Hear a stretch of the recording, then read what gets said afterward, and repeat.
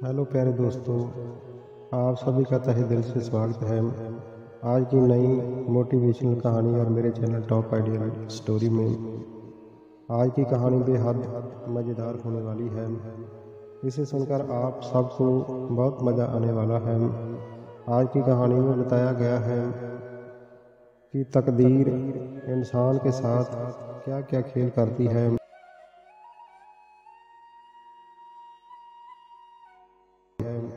आज की कहानी परिस्तान की एक परी की है, जिसका बाप उसे बहुत ही प्यार करता था। वह परी उसे अपनी जान से भी प्यारी थी।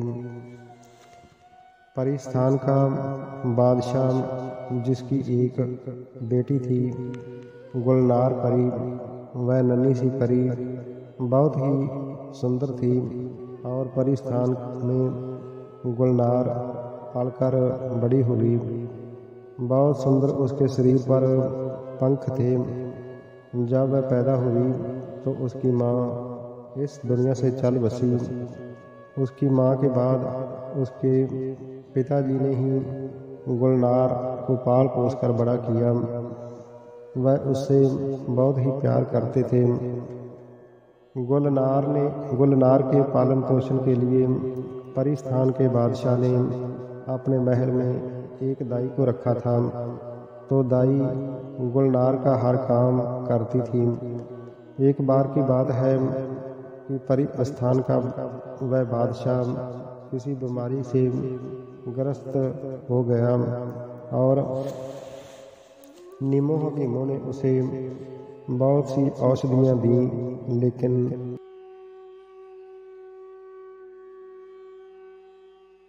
उसका रोग ठीक न हो सका। धीरे धीरे उसकी सेहत बिगड़ती गई तो गुलनार बहुत ही घबरा गई। उसे अपने पिताजी की बहुत चिंता होने लगी, क्योंकि वह तो एक सेकंड के लिए भी अपने पिताजी से दूर नहीं होती थी। धीरे धीरे बीमारी इतनी बढ़ गई कि परिस्तान का वह बादशाह इस दुनिया से रुखसत हो गया। गुलनार परी के मन पर बहुत गहरी चोट लगी। गुलनार दिन रात रोने लगी। सोते जागते हर वक्त अपने पिताजी को याद करती थी। उनका राह देखती, लेकिन वे नहीं आए, क्योंकि वह जहाँ जा चुके थे वहाँ से वापस आना उनके लिए मुमकिन नहीं था। गुलनार अपने दिल को थाम नहीं रही थी। दिन रात रो रही थी।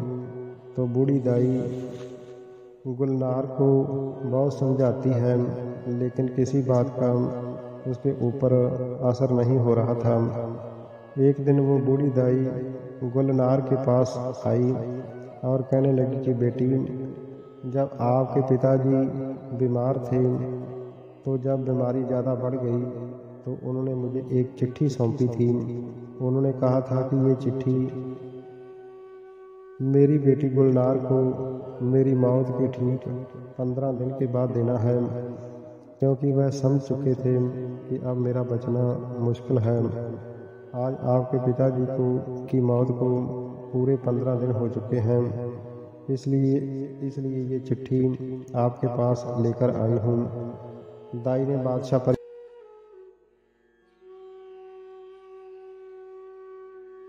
की वह चिट्ठी निकालकर उसकी बेटी गुलनार को दे दी। जब गुलनार परी ने उस चिट्ठी को पढ़ना शुरू किया तो उसके पिताजी ने लिखा था कि मेरी प्यारी बेटी, मैं बीमारी से बहुत बुरी तरह से ग्रस्त हो चुका हूँ, इसलिए अब मेरा बीमारी के चंगुल से निकलना नामुमकिन है। मुझे अपनी नहीं, तुम्हारी बहुत चिंता है कि तुम अपने आप को इस दुनिया में अकेला महसूस करोगी। जब तुम इस चिट्ठी को पढ़ रही होगी तो मुझे इस दुनिया से रुखसत हुए 15 दिन बीत चुके होंगे, लेकिन एक राज मैं आपको इस चिट्ठी के जरिए बता रहा हूँ, जिसे मैंने कई वर्षों तक अपने सीने में दफन करके रखा है। तुम अपने आप को इस दुनिया में अकेली मत समझना, क्योंकि इस दुनिया में आपका कोई एक अजीज है जो कि तुम्हारा अपना खून है, तुम्हारा अपना है। वह है तुम्हारा सका भाई, जिसका नाम हमने बड़े ही प्यार से शहजादा कोहिनूर रखा था। मैं और तुम्हारी दूसरी माँ उसे बड़े प्यार और लाडों से पाल रहे थे। हम उसे बड़ा कर रहे थे। दरअसल कहानी ये थी कि मेरी आदत थी कि मैं हमेशा ही उड़ने वाला कालीन लेकर हवा में उड़ते हुए परिस्थान से धरती पर आदमजादों की दुनिया में जाया करता था। वहाँ पर मेरा एक बहुत ही अजीब दोस्त था जिसे मैं मिलने के लिए जाया करता था। मैं घंटों तक उसके साथ रहता था। एक दिन की बात है कि घूमते घूमते मेरे सामने एक आदमजाद लड़की आई, जिसकी खूबसूरती को देखकर मैं दंग रह गया। वो इतनी खूबसूरत थी कि परिस्थान की परियां भी उसके सामने फीकी थीं। तो मैं ना चाहते हुए भी उस आदमजाद लड़की के साथ शादी करवा ली। इसमें मेरे उस दोस्त ने मेरी बहुत मदद की। उसी ने मेरे रिश्ते की बात चलाई। हम वहीं पर एक मकान में रहने लगे। कुछ दिन वहाँ रहकर मैं फिर परिस्थान आ जाता था। मेरी माँ जो थी वह मुझे कहा करती थी कि तुम इतने दिनों तक कहाँ चले जाते हो और कहाँ जाकर रहते हो। तो मैं अपनी माँ से कहता था कि कोई नहीं माँ, आदमजादों की दुनिया में मेरा एक दोस्त है, मैं उसके पास जाकर रहता हूँ। मेरी माँ हमेशा मुझे गुस्से हुआ करती थी। तो ऐसे ही समय गुजरता गया। हमारे घर में एक सुंदर बालक ने जन्म लिया जो कि बहुत ही सुंदर था। उसका चेहरा बहुत तेजस्वी और प्यारा था। उसका नाम हमने कोहिनूर रखा और हम उसे बड़े लाड प्यार से पालने लगे। लेकिन परिस्थान में इस वाकया का किसी को पता नहीं था, क्योंकि आदमजादों की दुनिया में हमारा शादी करना मना है। इसलिए मैंने ये बात परिस्थान के लोगों से छुपा कर रखी। तो एक दिन बहुत ज़्यादा भूकंप आया और उस भूकंप के अंदर बहुत सारे मकान मिट्टी का ढेर बन गए। जब मुझे पता चला तो मैं जल्दी से अपना जादुई कलीन लेकर वहाँ पर गया। मैंने देखा कि जिस कमरे में मेरा बच्चा और मेरी बीवी रह रहे थे वह मकान टूट कर गिर पड़ा था। तो मैंने अंदर जाकर देखा कि एक बहुत बड़ी दीवार के नीचे मेरी बीवी दबकर मर चुकी थी। मैंने अपने बच्चे को ढूंढने की बहुत कोशिश की, लेकिन वह मुझे नहीं मिला। उसके बाद भी मैंने उसको ढूंढने की जीवन में बहुत कोशिश की, लेकिन उसका कुछ पता नहीं चल सका। तो बेटी, मैं ये चिट्ठी आपके लिए इसलिए छोड़कर गया हूँ कि आप अपने आप को अकेला मत समझना। अगर हो सके तो अपने इस भाई को ढूंढने की कोशिश जरूर करना। एक न एक दिन वो आपको जरूर मिल जाएगा। उसकी पहचान तुम एक निशानी के जरिए कर सकती हो कि उसकी दाहिनी हथेली पर एक सितारे का निशान है जो कि रात में चमकता है। तो परी गुलनार को अपने बाप की चिट्ठी पढ़कर अपने दिल में सुकून मिला। खुश हो गई। उसने अपने दिल में फैसला किया कि मैं अपने भाई को जरूर ही ढूंढ कर रहूँगी। मैं एक न एक दिन उसे जरूर मिलूँगी। अगले ही दिन उसने अपना जादुई कलीन और चांद सितारे वाली छड़ी अपने हाथ में ली। तो उस जादुई कलीन पर बैठकर वह हवा में उड़ने लगी और देखते ही देखते वह कालीन उसे आसमान में उड़ाकर ले गया। वह बड़ी तेजी से सफ़र कर रही थी तो नीचे धरती की तरफ देख रही थी। सुंदर शहर, नदियाँ, पहाड़। लेकिन चलते चलते उसे काफ़ी देर हो गई तो उसका कालीन एक बहुत बड़े नगर में धरती पर उतरा।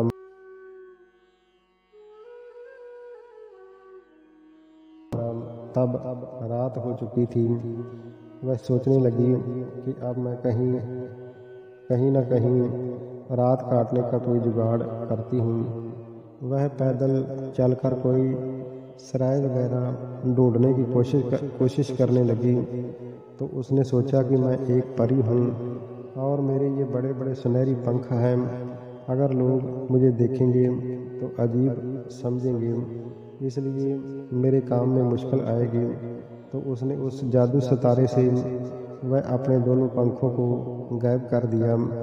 जादुई कलीन अपने हाथ में इकट्ठा करके पकड़ लिया। जब वह सराय को ढूंढ रही थी तो उसे रास्ते पर एक फ़कीर मिला, जो कि कहने लगी कि बाबा, मैं मुसाफिर हूँ, मैं रात काटने का ठिकाना चाहती हूँ, इसलिए मुझे किसी सराय के बारे में आप बता सकते हो। तो बूढ़ा फ़कीर कहने लगा, बेटी, मैं आपको सराय के सामने छोड़ आता हूँ। उसके साथ जाकर वह फ़कीर उसे सराय के सामने छोड़ आया।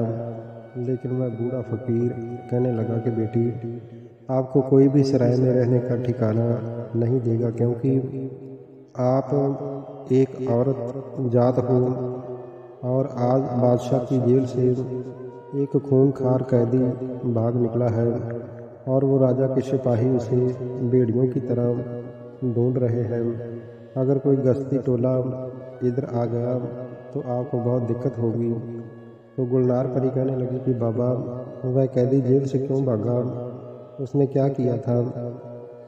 वह बूढ़ा फ़कीर कहने लगा, बेटी, लोग कहते हैं कि उसने महारानी को जहर देकर मार डाला है, इसलिए वह कैद में था और उसे सजाए मौत होने वाली थी और वह जेल तोड़कर भाग निकला है।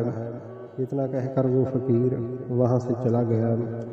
गुलनार ने एक सराय का दरवाज़ा खटखटाया। अंदर से एक आदमी की आवाज़ आई कि कौन हो तुम? गुलनार कहने लगी कि मैं एक राहगीर हूँ और मुझे रात काटने के लिए सराय में कमरा चाहिए। तो अंदर से आवाज़ आई कि नहीं, हम दरवाज़ा नहीं खोल सकते, आप वही कैदी हो जो कि जेल से भागा है। आप आवाज़ बदलकर बात कर रहे हो। राजा के सिपाही आपके पीछे हैं, हमें बहुत दिक्कत होगी, हम कभी दरवाज़ा नहीं खोलेंगे। उसको गुलनार ने बहुत समझाया, लेकिन वह दरवाज़ा खोलने के लिए तैयार नहीं हुआ। उसके बाद गुलनार परी ने सोचा कि कहीं बाहर ही मैं अपना ठिकाना करती हूँ। तो चलते चलते वह नगर से बाहर आ गई। उसने देखा कि एक टूटा हुआ खंडर जैसा एक मकान है, जिसकी एक दीवार टूटी हुई है। उसने उसके अंदर जाकर देखा तो उसने सोचा कि चलो यहीं पर ही रात काटती हूँ। जब उसके अंदर गई तो उसने अपना जादुई कलीन नीचे बिछाकर सोने लगी। तो उसने देखा कि एक दीवार के साथ लगकर एक नौजवान आदमी बैठा हुआ है और उसे देखकर वो डर गई और भागने लगी। तो वह भी उठकर पीछे ही भागा और उसको पकड़कर कहने लगा कि आप पागल हो, मैं आदमी हूँ, कोई जिन्न भूत नहीं हूँ जो कि आप इतना चिल्ला रही हो। आप कौन हो? यहाँ क्या कर रही हो? वह कहने लगी कि आप कौन हैं? क्या आप वही कैदी हैं जो कि जेल से भाग निकला है? वह कहने लगा कि आप सच कह रही हैं, मैं वही कैदी हूँ। इतनी देर में वहाँ के राजा का जो बेटा था वह भी वहाँ पर आ निकला और वह कैदी और राजा का बेटा दोनों बहुत ही पक्के दोस्त थे। बादशाह का बेटा कहने लगा कि ये लड़की कौन है? तो वह कैदी कहने लगा कि मुझे तो खुद पता नहीं कि ये कौन है और कहाँ से आई है। मैं तो यहाँ सिपाहियों के डर से छिपा बैठा था, लेकिन यहाँ पर ये अचानक ही आ गई और मुझे नहीं पता कि ये कौन है। तो राजा का बेटा कहने लगा कि तुम कौन हो? तो वो परी गुलनार कहने लगी कि ये सब तुम्हें मैं बाद में बताऊंगी, लेकिन पहले तुम ये बताओ कि तुम जेल से भागे क्यों हो और तुमने क्या जुर्म किया है। तो परी कहने लगी कि पहले तुम दोनों अपने अपने हाथ मुझे दिखाओ। तो पहले बादशाह के बेटे ने उसे अपने दोनों हाथ की हथेलियाँ दिखाईं। तो बाद में कोहिनूर ने अपनी हथेली सामने की तो उसकी एक हथेली पर वह सितारा बना हुआ था। जब गुलनार परी ने कोहिनूर की हथेली पर वो सितारा देखा तो वह समझ गई कि ये मेरा भाई है। जो पिताजी ने बताया था ठीक वैसे ही ये सितारा जिसकी हथेली पर है यही मेरा भाई है। तो अपने भाई के गले लगकर रोने लगी। फिर वह सभी कहने लगे कि यहाँ पर राजा के सिपाही आ गए तो हमें गिरफ्तार कर लेंगे, इसलिए हमें उस खंडर के अंदर बैठकर बात करनी चाहिए। तो बादशाह के बेटे ने अपना घोड़ा वहीं पर खंडर के बाहर ही बांध दिया और वह तीनों अंदर बैठकर बातें करने लगे। तो गुलनार कहने लगी कि पहले तुम ये बताओ कि तुमने आखिरकार ये कौन सा जुर्म किया है जो कि राजा के सिपाही तुम्हें ढूंढ रहे हैं। तो कोहिनूर कहने लगा कि दरअसल बात ये है कि मेरी माँ बताती थी कि मेरा जो पिताजी था वह परी स्थान का बादशाह था। वह 7-8 दिन के बाद हमें मिलने के लिए आता था और वह मुझे बहुत ही प्यार करता था। मेरे खाने के लिए बहुत से मेवे और बहुत सी मिठाइयाँ लेकर आता था। मैं उनकी उड़ीक में हमेशा बैठा रहता था। एक दिन की बात है कि मेरे पिताजी हमें मिलने के लिए आ रहे थे तो मेरी माँ उसके लिए अच्छे अच्छे पकवान बना रही थी। तो अचानक ही भूकंप आ गया और पूरी धरती हिलने लगी। मैं गली में बच्चों के साथ खेल रहा था। देखते ही देखते चारों तरफ मिट्टी ही मिट्टी उड़ने लगी। कई मकान ढेर हो गए और कितने लोग उन मकानों के नीचे दबकर मर गए। पता नहीं मेरे सर पर किस चीज़ की चोट लगी और मैं बेहोश हो गया। उसके बाद जब मुझे होश आया तो मैंने देखा कि मैं पलंग के ऊपर लेटा हुआ हूँ और मेरे पलंग के पास राजा रानी और उनका ये बेटा जो कि आपके सामने बैठा है ये खड़े थे। मैं रोने लगा और अपनी माँ को मिलने की जिद करने लगा। तो राजा रानी मुझे समझाने लगे कि बेटा एक बहुत बड़ा भूकंप आया है जिसमें कि इस दुनिया के बहुत सारे लोग मारे गए हैं, पर आप चिंता मत करो, हम आपकी माँ को ढूंढ कर ले आएंगे। महाराज ने बहुत कोशिश की लेकिन मेरी माँ नहीं मिली। राजा रानी एक बहुत ही नेक दिल इंसान थे। उन्होंने फैसला किया कि हम इसे अपना बेटा बनाकर इसका पालन पोषण करेंगे जैसे कि हम अपने बेटे का कर रहे हैं। तो महाराज ने मुझे अपने इस बेटे के साथ ही अपने पास रख लिया और मेरी परवरिश करने लगे। उन्होंने मेरी परवरिश में कोई कसर नहीं छोड़ी। जो कुछ भी अपने बेटे के लिए करते थे वही मुझे भी मिलता है और ज़िंदगी बहुत अच्छी तरह से चल रही थी। लेकिन एक नमक हराम वजीर की वजह से मेरी ज़िंदगी में इतना बड़ा सैलाब आया कि सब कुछ बर्बाद हो गया। उसके धोखे से मेरा जीवन पूरी तरह से ख़त्म हो गया। वजीर अपने मन में खोट रखता था। वह महाराज और उसके बेटे को मारकर राजगद्दी को हथियाना चाहता था। एक दिन वह मुझे कहने लगा कि अब राजा की अवस्था बहुत हो चुकी है और अब महाराज बुढ़ापे की अवस्था में हैं और एक न एक दिन वह राजगद्दी अपने बेटे को दे देंगे, लेकिन तुम्हें कुछ भी नहीं मिलेगा। जैसे ही उसका बेटा राजगद्दी पर बैठेगा तो आपको धक्के मारकर अपने राज से बाहर निकाल देगा।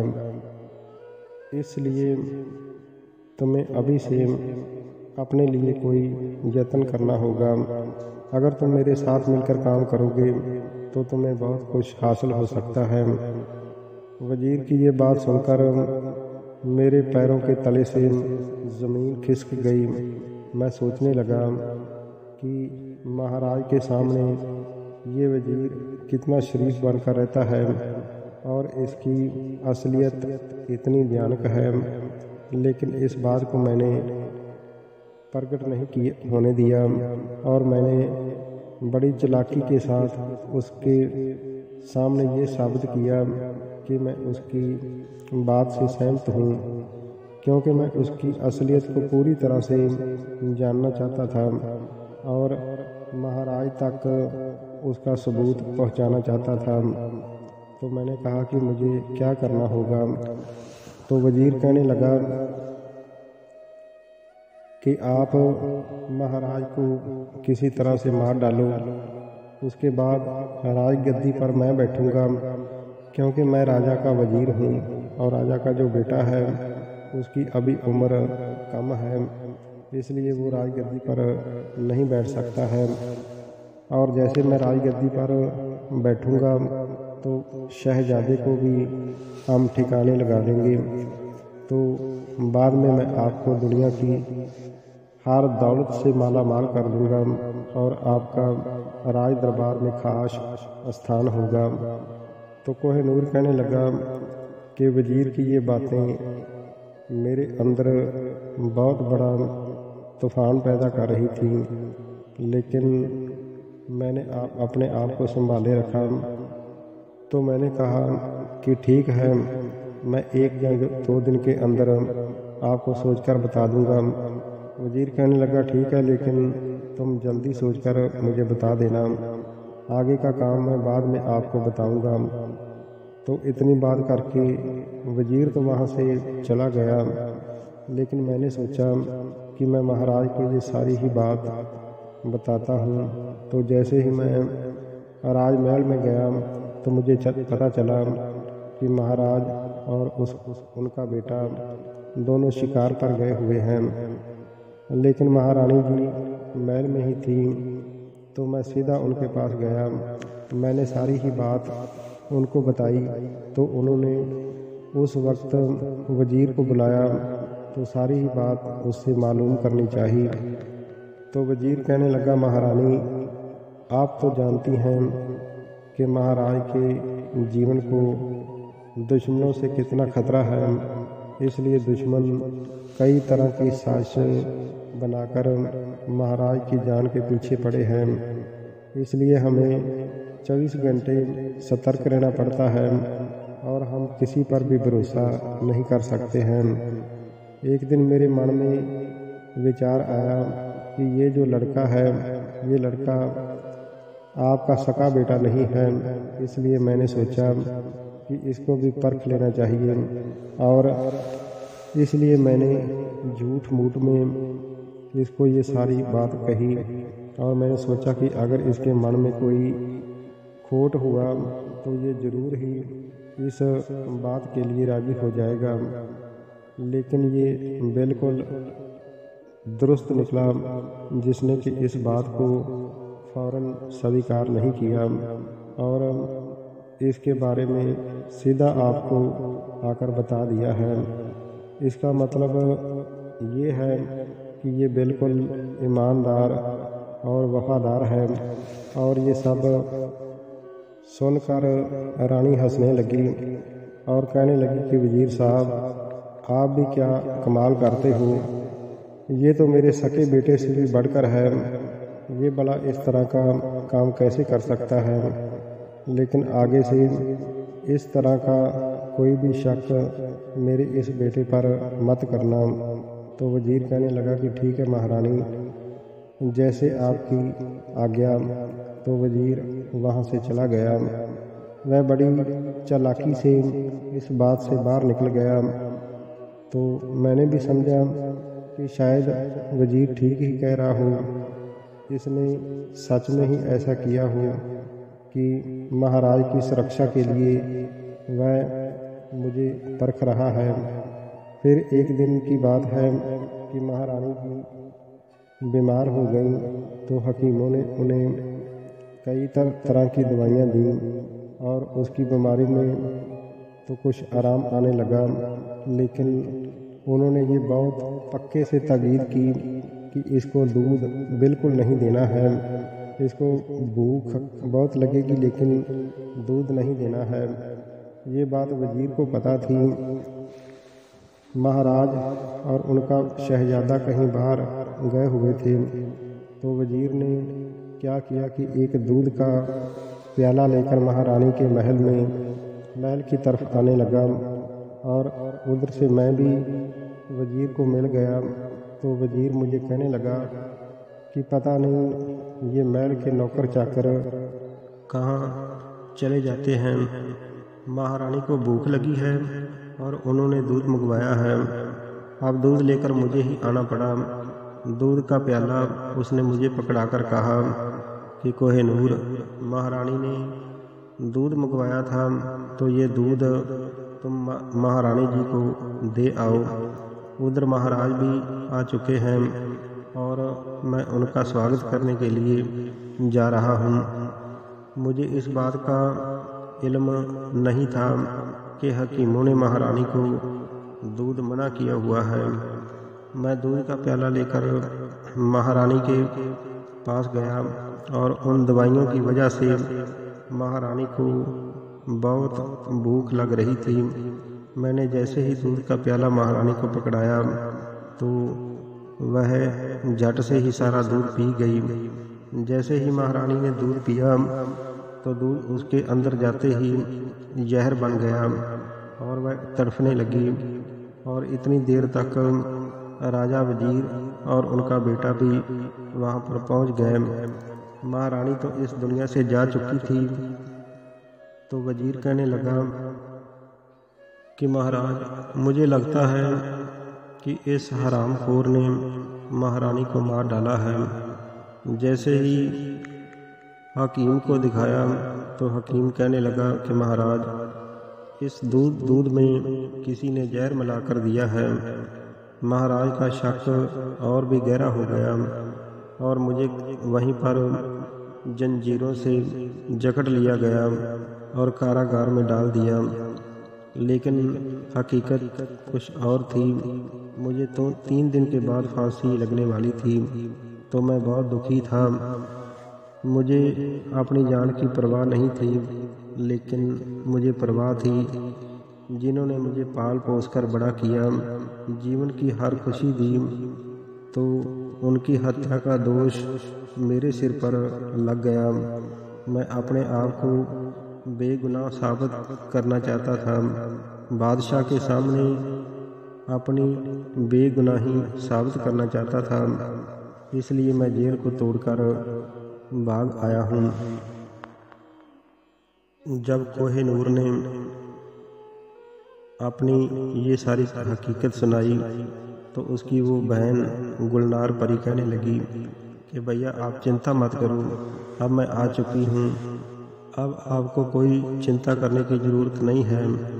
तो वह शहजादा भी कोहिनूर से कहने लगा कि अरे कोहिनूर, तुमने ये हकीकत महाराज को क्यों नहीं बताई, तुम जेल तोड़कर क्यों भाग आए हो। तो कोहिनूर कहने लगा कि नहीं मेरे दोस्त, महाराज मेरी हकीकत पर यकीन नहीं करते, क्योंकि वह वजीर बहुत ही चालाक है और महाराज उनकी बातों पर यकीन करते हैं, मेरी कोई बात नहीं सुनते। इसलिए मैंने पूरे सबूतों के साथ महाराज के सामने अपनी बेगुनाही साबित करने का फैसला किया। इतनी देर में राजा के सिपाहियों ने उस खंडर को घेर लिया और कहने लगे कि खबरदार भागने की कोशिश मत करना। गुलनार परी ने अपने कालीन को सीधा किया और उन दोनों को कहने लगी कि मेरे साथ इसके ऊपर बैठ जाओ। वह दोनों उस कालीन के ऊपर बैठ गए और उसने कालीन को हुक्म दिया कि आसमान की तरफ उठ जाओ, तो वह हवा में उड़ गया वह तीनों उसके ऊपर बैठकर हवा में उड़ने लगे। कोतवाल और राजा के सिपाही ये सब देखकर हैरान रह गए कि ये हवा में कैसे उड़ गए।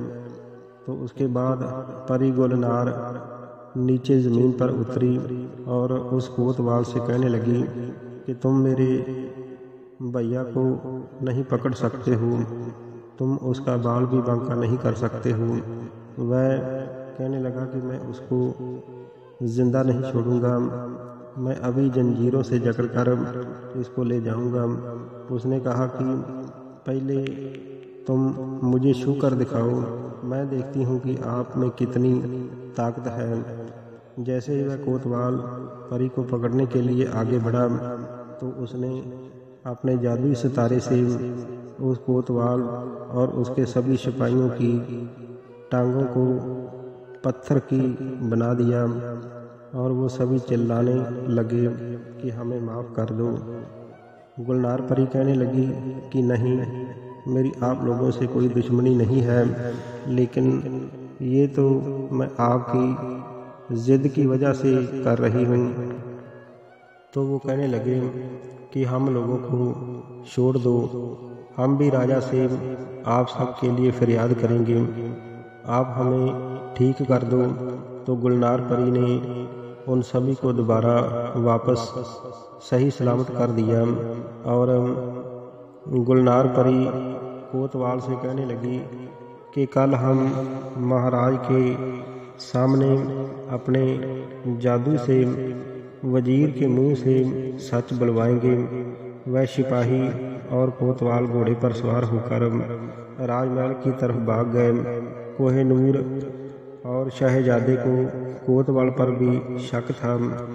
वह परी गुलनार से कहने लगे कि ये कोतवाल भी उस वजीर का ही चमचा है, ये वजीर का खास आदमी है, इसलिए ये जरूर सीधा उसी के पास ही जाएगा और उसको ये सब कुछ बता देगा। तो गुलनार कहने लगी कि कोई बात नहीं, ये तो अच्छी बात है कि महाराज के सामने उनकी हकीकत आ जाएगी। उसी समय गुलनार ने अपने कालीन को राजमहल की तरफ जाने का हुक्म दिया। तो कालीन हवा में उड़कर कुछ ही मिनटों में राजमहल की छत पर पहुंच गया। शहजादा, गुलनार परी और कोहिनूर सीढ़ियों से नीचे उतरकर राजमहल के अंदर पहुंच गए। महाराज सो रहे थे। उनके पलंग के पास कोहिनूर, शहजादा और गुलनार परी खड़े हैं। उन्होंने शहजादे से कहा कि महाराज को उठाइए। तो शहजादे ने महाराज को नींद से जगाया। तो जाग कर महाराज कोहिनूर को देखकर तुरंत ही गुस्से में आ गए। लेकिन शहजादा कहने लगा कि पिताजी, आप गुस्सा मत कीजिए, इस कहानी में कुछ और ही बात है। कोहिनूर का कोई गुनाह नहीं है, मैं सब कुछ जान चुका हूँ। महाराज कहने लगे कि आप लोग यहाँ क्यों आए हो? तो शहजादे ने महाराज को सारी ही बात बता दी। तो गुलनार परी कहने लगी कि हमारे पास वक्त बहुत कम है, तो इसलिए महाराज कृपया कीजिए कि अभी वजीर के घर पर आपको हमारे साथ जाना होगा। तो राजा कहने लगा कि इस वक्त जाकर वहाँ क्या करेंगे? तो वह कहने लगे कि जाना तो अभी ही पड़ेगा, तभी तो हकीकत सामने आएगी। तो महाराज मान गए और वह सभी वेश बदलकर राजमहल से बाहर निकले। तो चारों ही वजीर के घर की तरफ जा रहे थे। उसके घर के सामने एक फूलों का बगीचा था।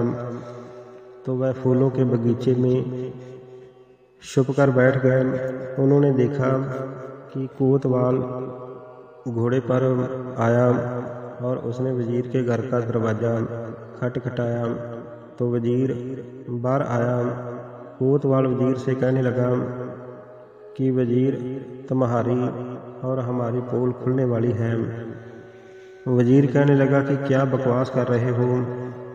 तो जो कैदी कोहिनूर जेल से भागा है, पता नहीं कहाँ से एक परी उसकी बहन बनकर आई है और उसके पास जादुई शक्तियां हैं और वह उसको इंसाफ दिलाने की बात कर रही थी।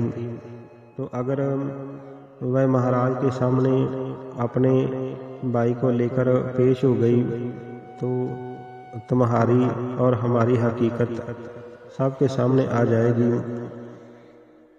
उनके साथ राजा का बेटा शहजादा भी है, क्योंकि शहजादे को पूरा ही यकीन है कि कोहिनूर को फंसाया गया है।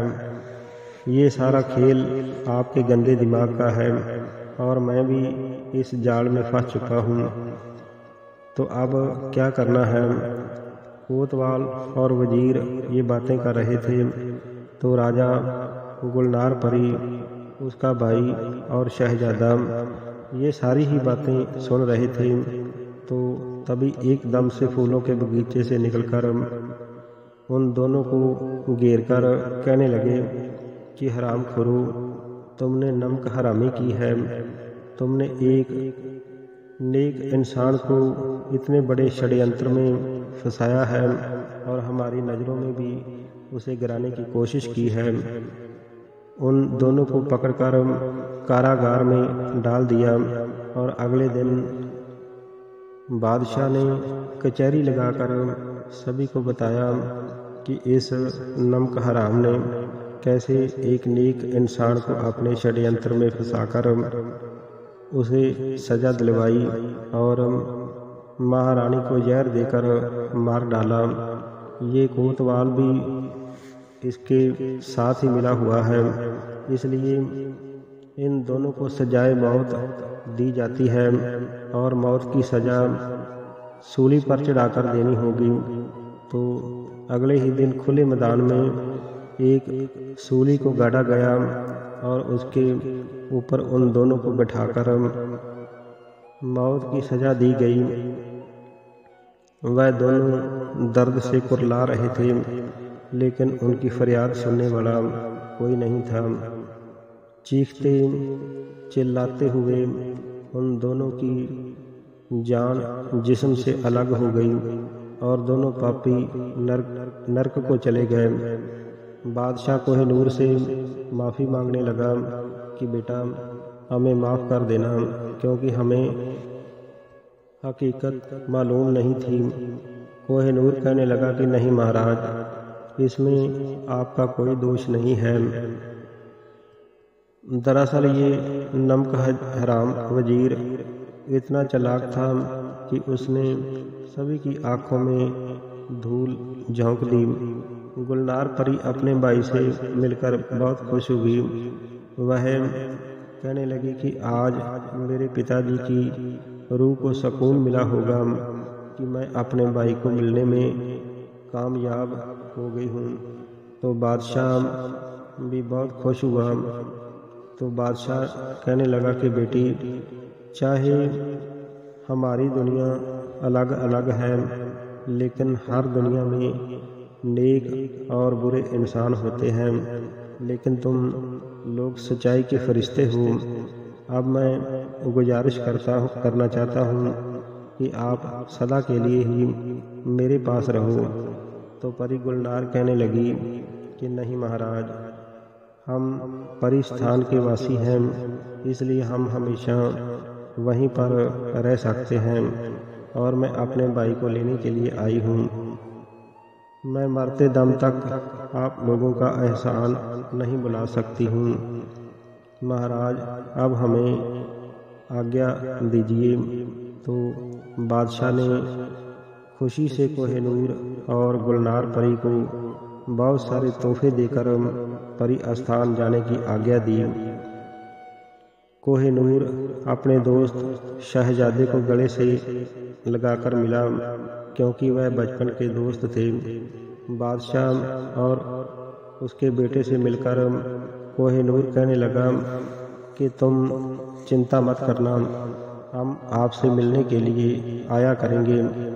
तो बादशाह खुश हो गया। फिर कोहिनूर और गुलनार परी जादुई कलीम पर बैठकर आसमान में उड़ने लगे। बादशाह और शहजादा उन्हें देखते रहे। धीरे धीरे कालीन आसमान की आगोश में गुम हो गया। तो वह दोनों भाई बहन परिस्थान में जाकर सुख से जीवन व्यतीत करने लगे। तो प्यारे दोस्तों, ये थी आज की एक दिलचस्प कहानी। इस कहानी में हमें ये शिक्षा मिलती है कि तकदीर का खेल अनोखा है। तकदीर इंसान को कई बार इस तरह के इम्तिहान में डाल देती है कि जिसके बारे में उसने सोचा नहीं होता। हमेशा जीत सच्चाई की होती है। बुराई चाहे कितना भी जोर लगा ले, लेकिन हमेशा जीतता सच ही है। जैसे वजीर ने कितने ही षड्यंत्र किए, लेकिन आखिरकार सच ही जीता और वह पापी अपने किए की सजा पाकर नरकों में चला गया।